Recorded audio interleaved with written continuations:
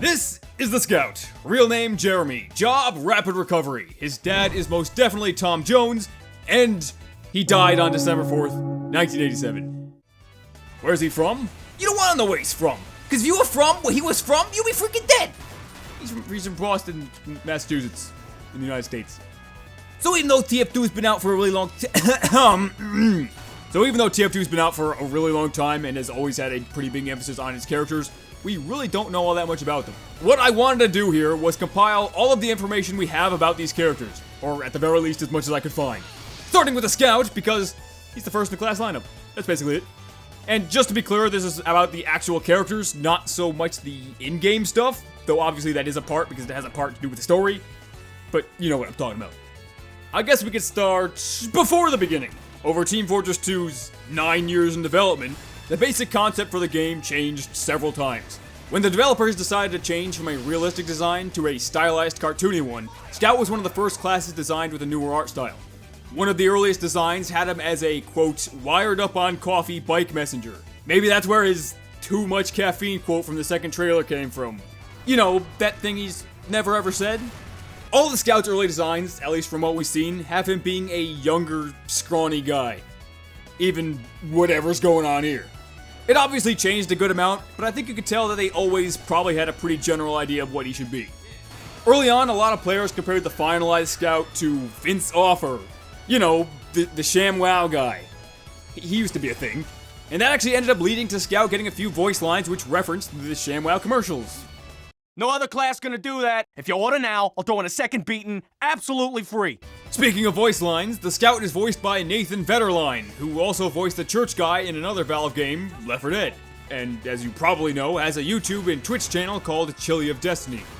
Interestingly, Vetterline played another character named Jeremy in a film called The Standard.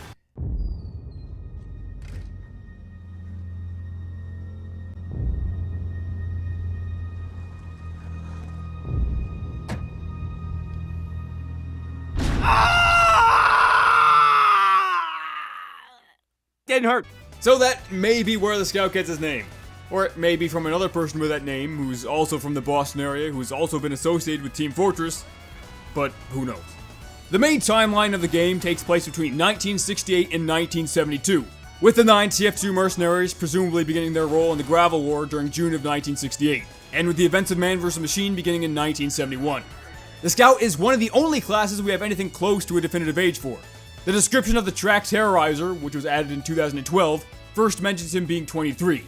When exactly the event in the description took place isn't super clear, but a line said by the spy, Tom Jones, in the comic The Naked and the Dead, which takes place in 1972, reveals the Scout to be around 26 or 27 during that time, which would most likely make him 23 during the main events of the game.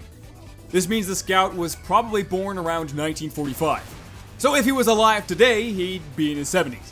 Also, Tom Jones was born in 1940, so chances are, maybe he's not the Scout's father. Shocking. And according to his biography from both the TF2 trading cards and later the TF2 site, the Scout is the youngest of 8 brothers. Even though they seem to have had a pretty big influence on the Scout and why he could run so fast, they haven't been mentioned since. Like, at all. The Scout's mom, on the other hand, has been brought up more often, and considering she has 8 kids and the youngest one is in his mid to late 20s, she's probably older than she looks. And whoever his father is, it could be anyone, was most likely absent for his childhood. It's also much more likely that his brothers are half-brothers since they probably only share a mom. Now let's try to do a timeline of the more major events in the Scout's life.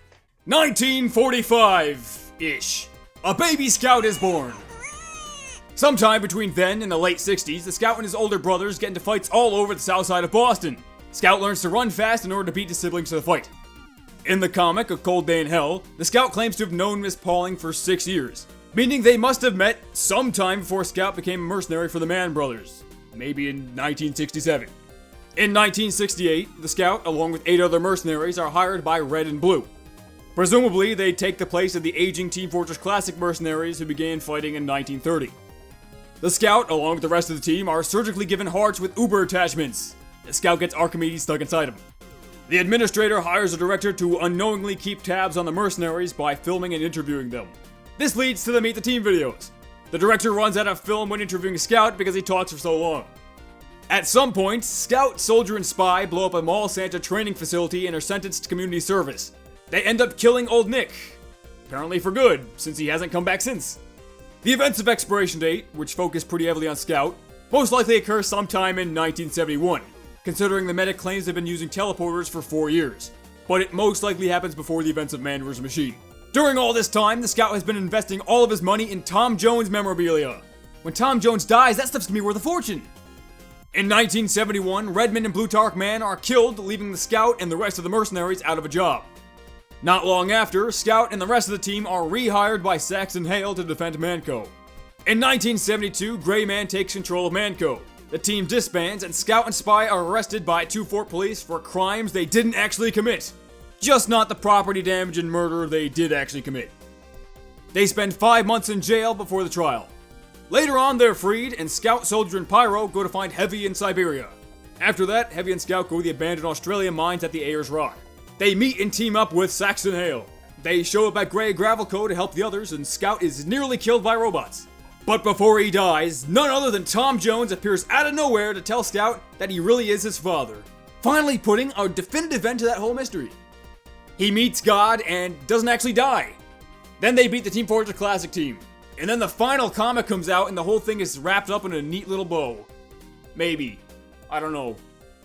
Then finally, in 1987, at the age of 42, the Scout dies. According to God. What happens before the Scout dies? How does the whole story wrap up? Well, we don't really know. There hasn't been a comic in a while, and with several Valve's writers leaving, who knows exactly when the final issue of this bi-monthly comic will come out. Either way, basically anytime there's an update with at least a little bit of story in it, the TF2 timeline expands in some way. Basically anything related to Man vs. Machine happens towards the end, and anything not Man vs. Machine related takes place between 1968 and 1971. Unless maybe the final comic leaves things off in a status quo kind of way, but who knows? I mean, when does something like, for example, Mercenary Park happen? Saxon Hale supposedly killed the last Yeti during that, but in a fate worse than Chess, which takes place basically right at the start of the events of Man vs. Machine, he fights the last Yeti. Maybe another one was discovered? Maybe possibly it takes place after Man vs. Machine? Who knows? Does it matter? What does this have to do with Scout? Nothing, I don't know. But with every new addition to the game and the story in general, it's interesting to theorize when it might take place in the timeline, or how it affects these characters. And a lot of the timeline, and the character backgrounds in general, are more or less just piecing together 10 years worth of stuff based on throwaway dialogue, hat descriptions, update page stuff, and a bunch of small details. Just trying to make sense of the whole nonsense-filled TF2 universe. It's kind of interesting. And that was, more or less the complete history of the Scout in Team Fortress 2. I've been thinking about doing this kind of thing for a while now, and it's most likely going to be a series. Most obvious next choice would be the Soldier if you're going by the class lineup, but who knows, it could be anybody. Maybe if people are more specifically interested in a certain character, you could do that. But until then, peace out, dogs.